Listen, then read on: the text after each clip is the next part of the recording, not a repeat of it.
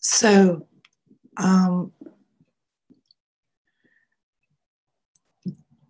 Debbie Frank has very kindly and very kindly stepped in to talk to us about astrology today. Debbie is a master world-renowned astrologer with decades of experience in mentoring, teaching, and providing life healing to her clients worldwide. I mean, she's a very, very, very, very profound astrologer. And so with that, I'm absolutely so delighted to have Debbie with us. So if we could pass over to Debbie. Fine, thank you so much, Fiona. It's such a joy to be here. And, you know, it's quite strange, isn't it, that obviously our thoughts go out to John and the suddenness of me stepping in here. And, you know, this kind of is very symbolic of the Aquarian age and how we are suddenly thrust into things. I think that's really part of the new paradigm that we're all experiencing, how suddenly kind of the COVID era came upon us and we have to find something in ourselves. That's really the way forward now. And it is a really very exciting and thrilling adventure.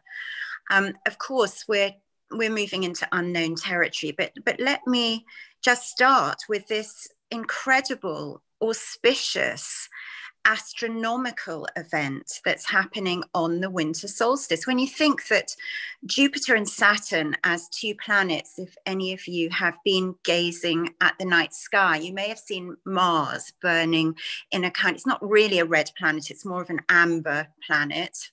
Mars has been very prominent, but Jupiter and Saturn have been edging closer and closer together. And every 20 years, they form a conjunction, a great conjunction, which starts a new cycle. And actually, the financial markets respond to this new cycle. I mean, it really does have a very big impact on the collective. But more than that, it's not just the Great Conjunction. We are actually on the verge now of the Great Mutation, which means that Jupiter and Saturn, as Fiona described, are moving from the age of Earth, which is very material oriented, to the true Aquarian age, the age of air. And actually, Jupiter and Saturn themselves are moving into the sign of Aquarius just on the 17th and the 19th of December. And then they join and form this grand conjunction. And I really hope it's not going to be a misty sky and that we will be able to see, you'll see this very bright double planet in the sky. And I think that this is equivalent to the Star of Bethlehem. Many astronomers and astrologers believe that the Star of Bethlehem that was sought out by the Magi was actually a triple conjunction of perhaps Jupiter, Saturn, and Venus. But the double conjunction is also happening at a time when these two planets are very close to Earth. So it's sort of like everything is converging to make this of great import, I would say. So it's time to be our own wise men and women. This is what we need to find within ourselves. We're setting off en route now to finding this star, this guiding light, and the sort of wonderment of this new age, which is dawning. Now, because it's the new paradigm of stepping out of what's been, recently a very Capricorn age, and at the beginning of this year, 2020, there was this incredible lineup of planets in Capricorn. And I was looking at this in, say, 2016 and thinking, my goodness, it's so unusual, this great convergence of planets. What does that really mean? And actually, it's really been very much about fear. That's the thing. I didn't know that it was going to be COVID. I knew that it was going to be something global. I knew that it would sort of bring everyone together and take them out of their normal lives, and that there would be a lot of fear associated with that. And also the backdrop of the change of our old structure and system right across the globe, politically, economically. I mean, only COVID could have really done this. And I think it's very interesting that COVID itself is invisible. So, I mean, it has been a messenger, as Fiona so aptly articulated, that it is about realizing the power of the intangible. I mean, this thing that we can't even see, and the power of it to bring the old structure down, to dismantle it. So that we're stopped in our tracks. We are literally in the interval of the great show of life here on planet Earth. It's like, we're in the intermission. And we're moving towards this great new era, this great new paradigm, which, because it's actually an 800-year cycle, the Jupiter and Saturn stay within the elements. There are 4 elements: earth, air, fire, and water. So they've been within the earth element for the last 200 years. They're moving into air for the next 200 years. But of course, it's actually a great mutation because they've completed the whole circuit. It's an 800-year era. And 800 years, I mean, it's like we're moving out of the dark ages.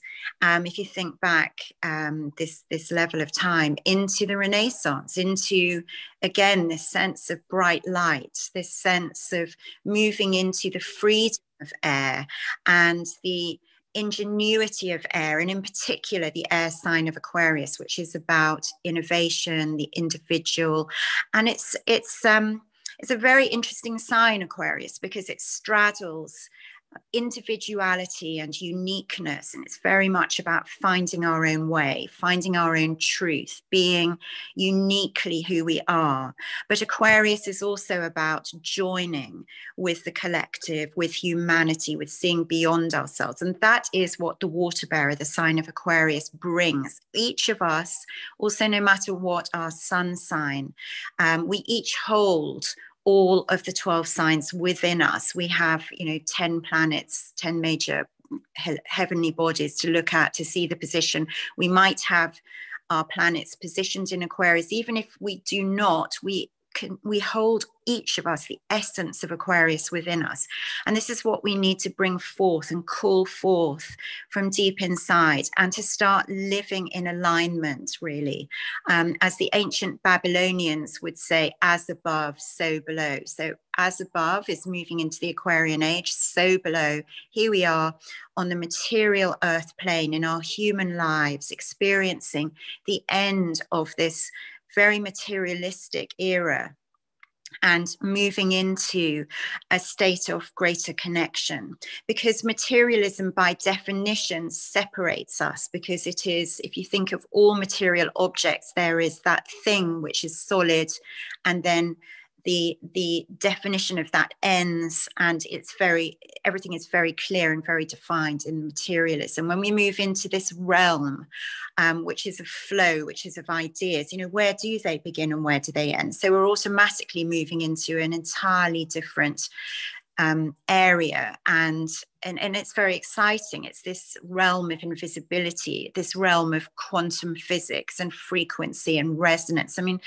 it's absolutely wonderful. And I'm thrilled, of course, that science is finally giving this quantum field resonance its due. They're beginning to discover almost what the ancients knew all along, that everything is connected, that to actually think that we're all separated, that is the great illusion. So, it really is a thrilling time to be here on planet Earth. And what are we all going to do with it?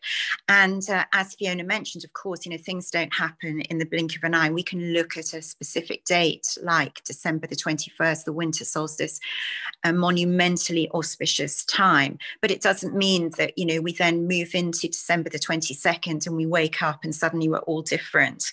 It is a process. And if you think about the process of COVID, what a process that has been this year, that's just in this short time. We're in an ongoing new process, and we're at the beginning of a new age. And you think of the light kind of coming through the cracks. It's not like, it's fully opened yet. So we're beginning to let the light in. We're beginning to think in this more Renaissance way. Because quite simply, the old ways do not work. They are falling apart at the seams. There has to be something that joins us together. And it's, you know, very interesting, no matter what side of the political divide you're on. But Joe Biden's sort of first words were about, you know, being here for the soul of the nation. You know, we know then that we're moving into a less materialistic age. We're moving with leadership that is actually incorporating and including the soul. I mean, hallelujah, what fantastic words these are. And healing, I mean, he's mentioning that word healing. So we need to be looking at, you know, how we can move into this new healing era in ourselves, to actually move into the Aquarian age. It's very important to first of all find our individuality, and so that is why this starting point on the winter solstice of finding your inner wise being, which we all have resident within us, and how we've all looked outside for counsel, for answers. You know, that actually we have all of these answers inside of ourselves if we can be still enough to get in touch with this voice, which actually then is the ultimate way to soothe us, to heal us, because we have access to this infinite resource of inner knowing deep within us. And once we can start to get hold of that and to let that flow, then it kind of moves through us, it's channeled through us out into the world. That's when we start to really be able to move as a collective, as a group, as a tribe, as a soul tribe, as a network, and to make great things happen on the earth. It's not as if we cannot leave the material behind. We are incarnated in a body. We are here on the earth plane.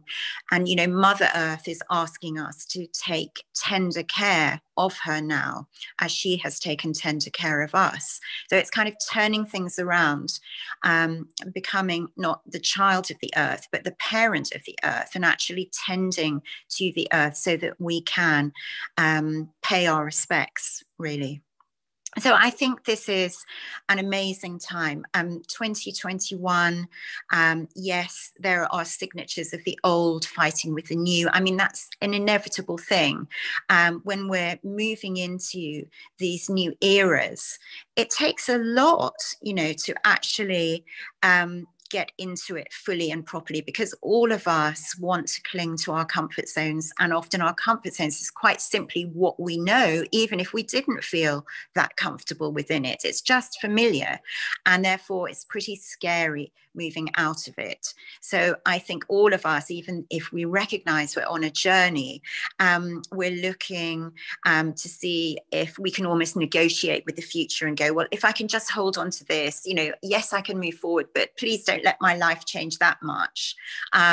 So we're kind of wrestling with ourselves at this stage, daring ourselves to move in to this new era. But as each of us find this divine spark of individuality within us, we can kind of hold each other's hands through this process, because we're all a little bit scared, because it is the unknown, let's face it.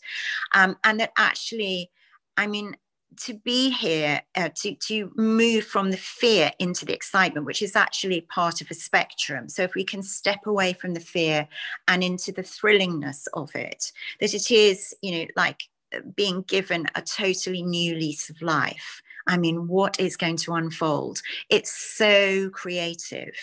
It's so thrilling that actually when we look at it from that end of the spectrum, there is no reason to fear anything except fear itself. And of course, you know, when we're looking at mass media, we're being pumped with fear all the time, as they wheel out all the scientists and the doctors of death and the doom and gloom and all of the control paradigm, which also goes along with the material paradigm, because it's about controlling and keeping us small and keeping systems in place. Well, as we know, that's going to be impossible, and it already is impossible. And therefore, there's this inevitability that we are organically moving through into this new age of Aquarius. And some of us perhaps a little bit more familiar with it and excited about it than others, but all of us will have to move into this place. So yes, I find it a wonderful time to be in the realm of astrology. I find that astrology has been so helpful in terms of offering comfort and support, because it literally is a mirror of the frequencies that we're experiencing here on Earth, and this moving into the unknown. And we can't change the fact that we're moving into the unknown, but we can see that there is a method in the madness, so to speak, that this universal energy, this is what our souls signed up for. We signed up to be here. And then we're going, what? We can't remember that we did that. We forget, and we start clinging again. But so it's like stealing ourselves to actually get back in touch with our souls and our soul purpose that definitely did want to be here at this time and to be part of this great movement. And therefore, I am, welcoming this moving into December. We have a pair of eclipses happening just prior to this great conjunction. So there's going to be an eclipsed full moon on Monday, the 30th, and an eclipsed new moon on the 14th of December. And eclipses are also a very epic, they're sort of like supercharged new and full moons. They clear out the energies. And they're definitely times when we feel more aligned with fate and destiny, and that often coincide with very big news. I mean, it's interesting, isn't it, that Donald Trump has said that when the result of the electoral college is known, that is when he will sort of actually comply. And guess what? That's going to be on the 14th of December. So, and that happens to be right on his moon, but that's an aside. But, it is amazing to see how all these things correlate and unfold. And watching him almost as a symbol of that old paradigm, having, as he's wanted to cling on, that he has not wanted to let go.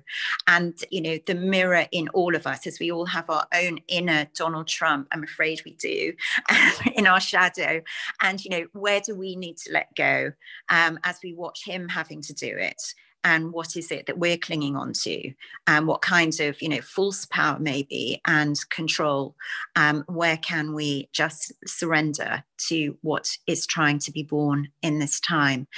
So it is remarkable. But it is exhausting as well. That's the other thing. We need to take better care of ourselves, because the process is exhausting, and there's a lot of collective fear out there that all of us sensitives are picking up, and we're doing a lot of work on behalf of others, really processing all of the fear, all of the grief that's out there, all of the unknown. So it's not just what's going on in our own lives, but we are very much picking up the collective consciousness at this time and doing a lot of healing work. So I think I speak for all of us when we say we've needed to sleep a little more, meditate a little more, take greater care of ourselves, and that we will emerge, I think, with this inner truth fully intact, and things that we are actually going to be doing with this inner truth. It's not going to be just a concept. It is going to be a reality that translates into our worlds that we live in, our lives that we live.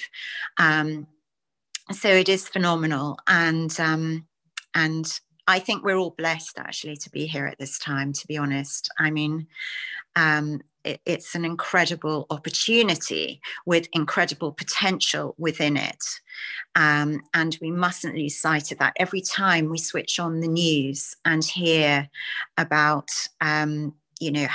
how terrifying it is.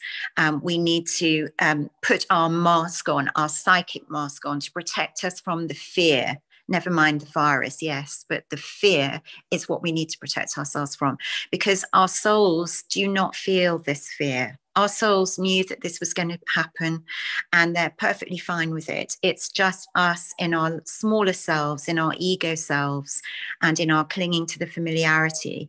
And of course, this is what mass media and governments play into, when actually we are all bigger than that. We have this vast awareness and wisdom within us that will guide us and steer us. And again, if we're looking for the governments to tell us what to do, they're going to take us to the wrong place. We need to find it within ourselves, and to hold that space within ourselves as well, not to be filled with what they designed to pump us with at this time, because the more afraid we are, the more controllable we are, the easier it is for them, for their agenda.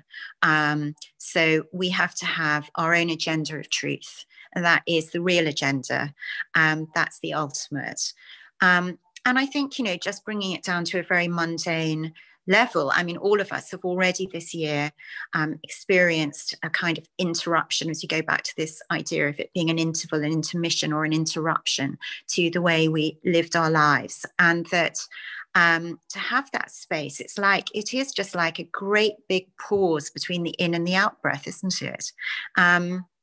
That we can take and fill ourselves with prana, with something that is golden to us. Actually, it's what we've actually perhaps been needing and wanting for so long, as we've been running ourselves ragged, following this old paradigm in its last gasp, actually. It's been a blessing to step back, and stepping back can be just such a powerful action, and to be like the sea, and to actually go tidal on ourselves and just actually retreat, so that we're ready to resurface and reemerge, and to come back full with this incredible wisdom, with this incredible truth that we have, and to know what it is to be able to relax in this time. I mean, how difficult it was for us to relax before. To really relax, we would grab a little bit of relaxation, or we'd have to control our relaxation. We'd have to go somewhere to relax, and the stress of getting to that place where we would be able to relax, when actually we have it available within us all the time. And that so many more people are meditating and finding this peace. And, you know, in many ways, we've all been given permission to live our lives differently. And so many people are making those decisions to move locations and maybe never go back to the office. It's incredible that life can change so dramatically within really a relatively short space of time. And then, you know, to start with, perhaps so many of us are thinking, well, when are we going to get back to our old lives? And I knew we were never going to go back. And so having to say, well, actually, it's not going to happen. We're not going back. And it's like, oh no, you know, then what? Well, then, you know, we have to make friends with the new normal, because we will be thriving in the new normal. It's not less than, it's more than. It's about, you know, everything that can bring us into alignment with this newness, with this freshness, with this idea of Aquarius, which is all about new and fresh, not old and stale. So just because it's the way it's always been doesn't mean to say it's actually good for us, or any good at all. Quite honestly, it's just a structure, it's just a setup. And isn't it interesting how things that you think are so solid and real can just disappear? I mean, before our eyes. So very solid things have disappeared. So we have to put our faith now in what's invisible, in our inner knowing, and in birthing this new reality. And we've all got our own unique space and part to play in this, don't you think, Fiona? So no matter what sign you are, you all have this Aquarian energy within you, and it's pulling it to the forefront. Your own creativity, your inventiveness, as they say, you know, necessity is the mother of invention. And, you know, we're finding that. It's like, well, okay, who else can I be? It is, you know, what am I going to be doing? But who am I really? That's what this really is, a crisis of identity. So many kind of crises have come up. It is a health crisis. It's been a crisis of intimacy as well, because for many people there's been kind of like too much intimacy that they never are used to dealing with, because the outside setup and paradigm was that we were so distracted that what we thought was relationship was not what it actually is when you're cloistered with someone 24/7. So we've had to deal with our comfort zone in terms of, you know, the level of intimacy that's been thrust upon us, and then for others, of course, much greater loneliness or aloneness, where they have been separated because they're not living with other people, and actually sort of getting to grips with that, again, having less availability in the outside world. There's been all sorts of extraordinary processes kind of thrust into our lives, the crisis of intimacy being one of them. And the dehumanization that goes along with mask wearing, whether you know, are a mask aficionado or not. I mean, you know, it's about what does it mean, okay, not what it does in terms of the virus. What is it doing for us energetically to have our mouths covered?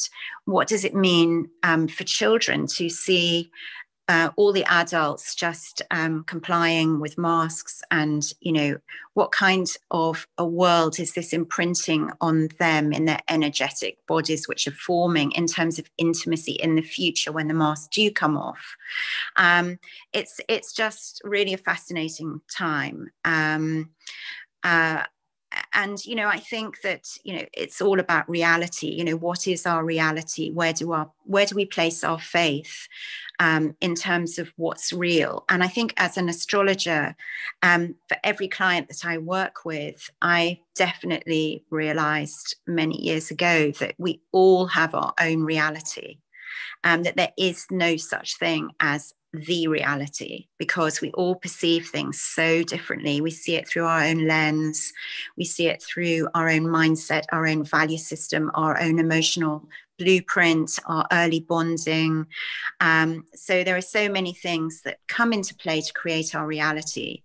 And yet now we have this choice we're being given to create a new reality, no matter what has gone on before. And perhaps we've never had so much choice, which is an irony, because at the same time as we may be thinking we have no choice because, you know, the government is forcing us to be compliant and our old business may be failing us in some way. But actually, you know what? We're at this point of incredible choice, which stems from who are you really, not who you thought you were, not who you used to be. Who could you be? Who do you want to be now? And this is, you know, moving into that other end of the spectrum again, of seeing it as an excitement, as a potential, as a possibility, which is infinite. And we do know that, you know, in terms of quantum, everything is infinite. Everything actually is available to us.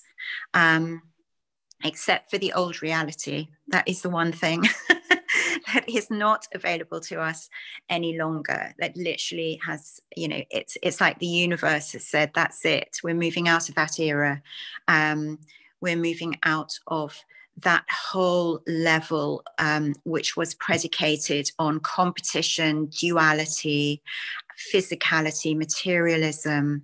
And I think we're going to be given this opportunity about, you know, to understand what true connection really is. I think, you know, we have not been living in a world of connection. And again, another irony, we're more connected via technology than ever before, but we're so disconnected. But this is about our spiritual connection with each other. And I think we've all found during this time of lockdown that our soul tribes are so important to us, that we have that knowing that, you know, these people really get it, that we are resonating on the same frequency, that we are sustained because we know we're not the only ones that feel like this. And so I think this connection is going to be something that's hugely important. This is very much in the spirit of Aquarius going forwards, and the kinds of communities we're going to set up, and you know, what they're based on, the principles that they're based on, much more humanitarian, you know, looking for the greater good, not just for ourselves, not just, you know, what are we going to get out of it, but, you know, what are we leaving behind as well? What is our legacy in terms of the planet, in terms of our principles and our values? And, you know, perhaps the greatest principle of all, the love principle, the love connection. We've been given a gift of experiencing love in much more, you know, of the invisible ways of love instead of the tangible gifts that people would give each other, or how they would show love in very practical, physical ways, becoming now much more about connection, like minds, kindness that we feel in these times, looking out for one another, checking in with one another. I mean, this is the miracle of COVID, actually, dare I say. I mean, of course, COVID has its downside. There is death.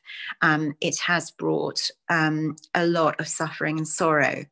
And yet suffering and sorrow are kind of non-negotiable part of life. It's, you know, they come to all of us in some way, shape or form. We've experienced at this point a kind of collective suffering, which is more even than most people would feel in a war, because it would be only your country and the one you're fighting against, or perhaps if there are the allied forces or whatever. But we're literally looking at something global here. This is really mega, which brings me back to this feeling of, you know, look at all of our souls in the world that are all going through this simultaneously. And that's why those of us who are perhaps wanting to be in an awakened state have been processing a lot more on behalf of the world, because it's just so massive, that we are being given this opportunity to all experience something simultaneously.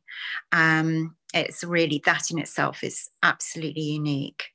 So we're moving into 2021. Saturn, which is the planet which rules the old, is going to be itself at war with Uranus, which rules the new. So we're going to get a big jangle going on here, as the old and the new continue to fight for space.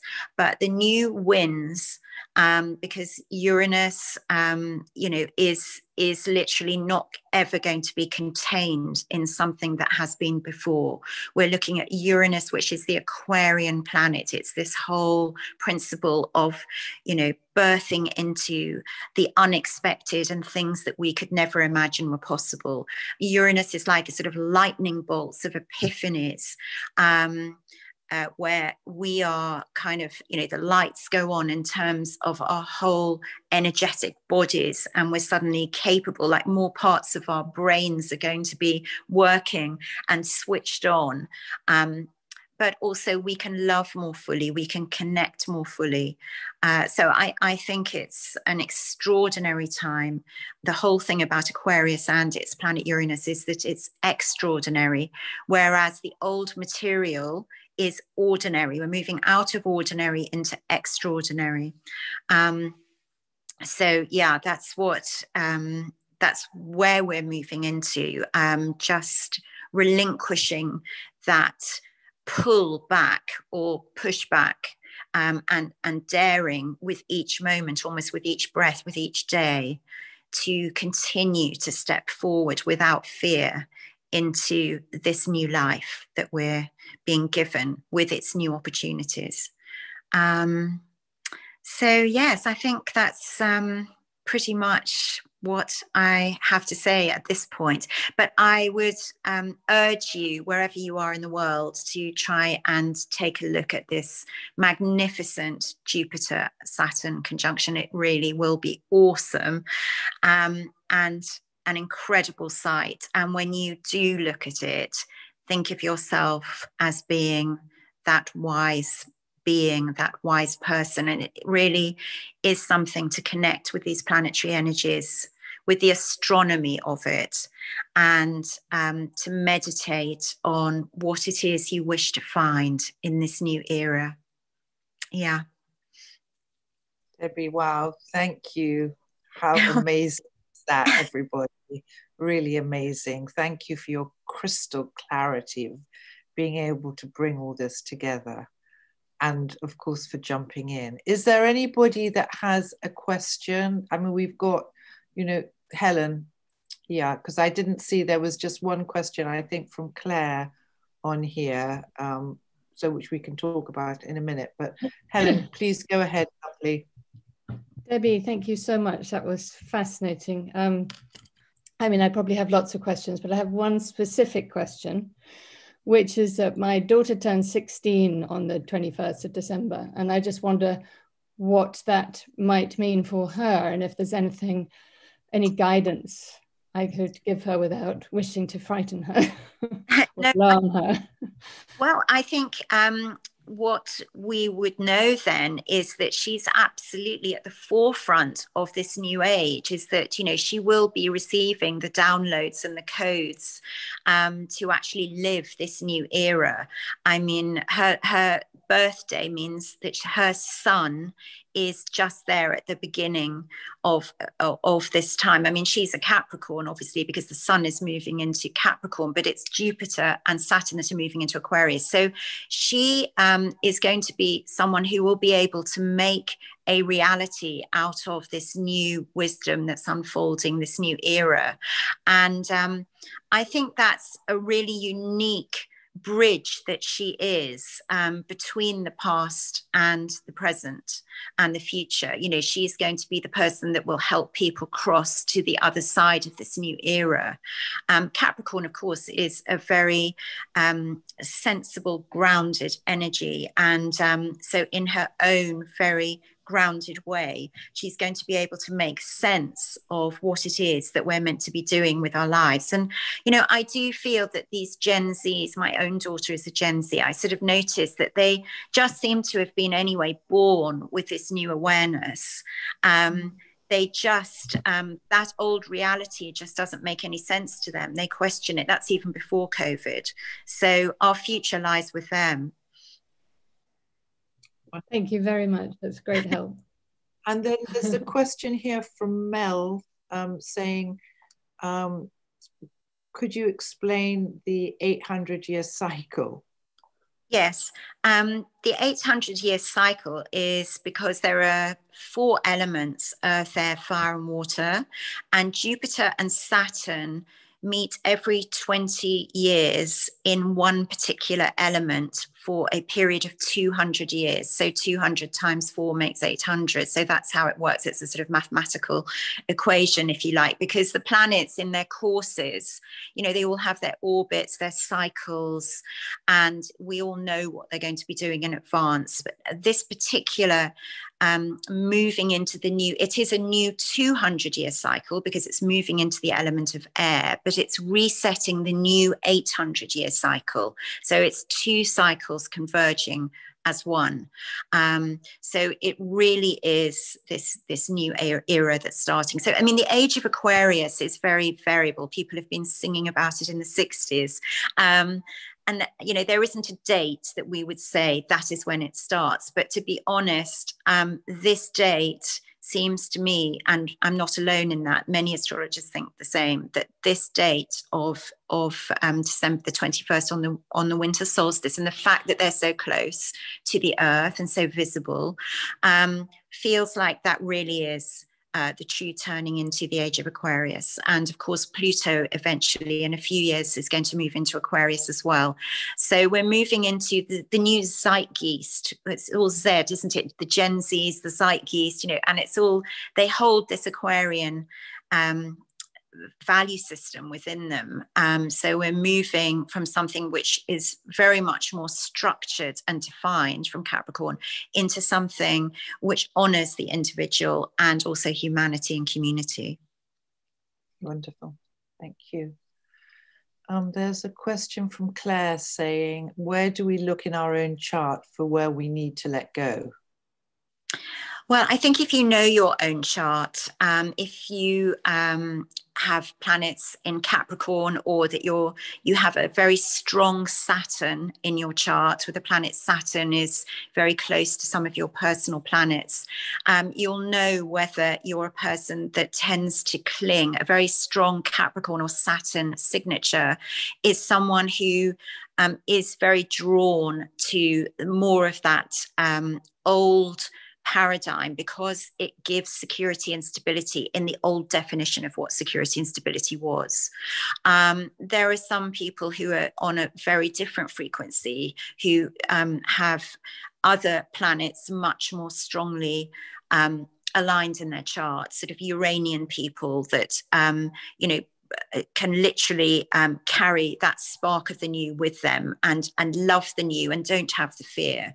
So I think we need to let go of it. I think the clue is, where is the fear? You know, if we can find where is the fear, then that's the very thing that you need to let go of. Wonderful. Thank you. Hi, Debbie. Hello. Thank you. I just wondered if the fear is, from my understanding, is where the wound is, which is Chiron. Does that make sense, or am I making things up? Well, Chiron is the wounded healer asteroid. You're absolutely right. Yes, he creates a very sort of sore spot or sensitive spot. We all have Chiron somewhere in our charts, and there can be a lot of fear as we wish to cover the wound. But, you know, we need to uncover it in order to heal it. And I would say it's really those two, yes, Chiron and Saturn, that cause that clinging. And then, you know, often we meet people, not by accident, it's meant to be, who sort of pick at that wound or uncover it or expose it in some way, or people who have a direct link and are able to heal it. So these are obviously souls that we have already signed up to meet with in our life's journey. And, you know, that's why they say sometimes the soulmate is the person that hurts you, because you have to have quite a strong soul contract for that to come through in your life journey. And it's only with hindsight, when you're moving into the healing, that you realize, gosh, that was the only person that could have brought this about. And actually, I'm grateful for the insight. I'm so blessed to have the healing on this. Thank you. Lovely. Thank you. Thank you. Thank you. So, Debbie, bless you for your time, sweetheart. Thank you so much. These details are in our chat if you want to connect with her and all her amazing work that she's doing, and have a fantastic weekend. Much, and everyone, blessings to everybody. Thank you. Thank you.